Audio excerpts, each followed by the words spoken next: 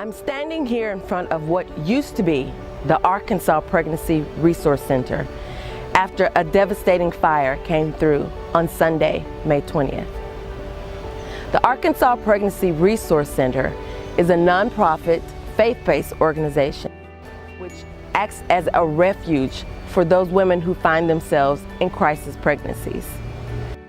They offer free pregnancy tests, free ultrasounds, and free parenting courses. They even give access to community resources that can help them through this crisis situation. And right now, they find themselves in a crisis situation as well. Even though the ultrasound machine, the donations, and the building were destroyed in this fire, this ministry continues on in the hearts and lives of the staff and all those that support this ministry. Family Council and this organization have been partners in the pro-life movement for years.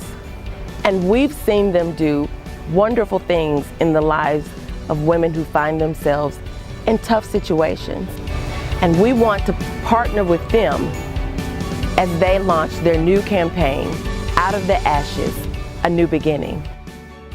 Isaiah 61:3 says, "The Lord will give us beauty for ashes and the oil of joy for mourning."